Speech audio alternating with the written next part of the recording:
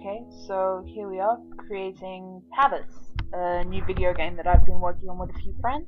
Just as a background, we do all play RuneQuest. I grew up playing RuneQuest 2, the original version, and now I play Avalon Hills. Okay, so here we are. Yeah, what's your name? Marika is the default for the character.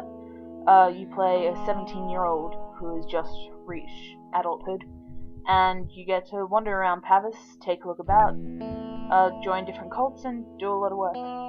We've instituted a fatigue system, which works as you walk, and you alleviate it by sleeping, drinking water, or eating food. Over here we have definitions of what Pavis is for those who haven't been playing RuneQuest. And yeah, combat's turn-based. You attack according to who's fastest, so by dexterity. And there are no random encounters, because they really annoy me and they really annoy the rest of the team. So all of the fights are targeted. As you can see, this is just a sample battle as we go through, kill a couple of things, do a bit of work. Yeah.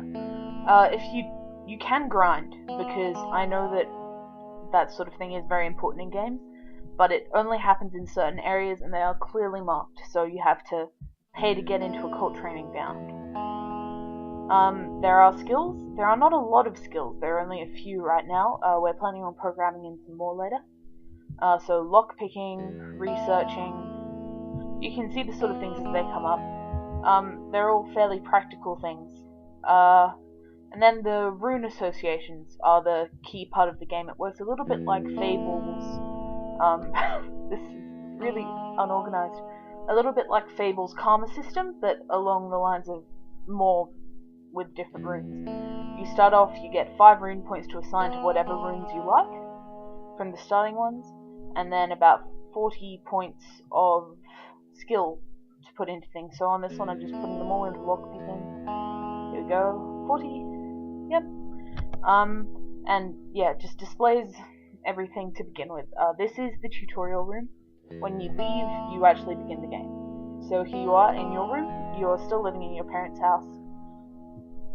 There's a journal, and you can climb out the window. It's all pretty basic stuff. Sort of think the starting house in Pokemon. So you know, you can pick up a rope.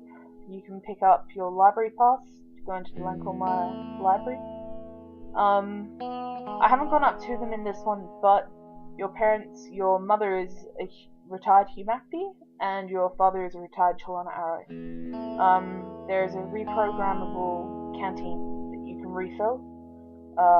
Just having a look around, this is the city of Pavis as it is right now. It's not complete by any stretch of the imagination. Here's one of the inns.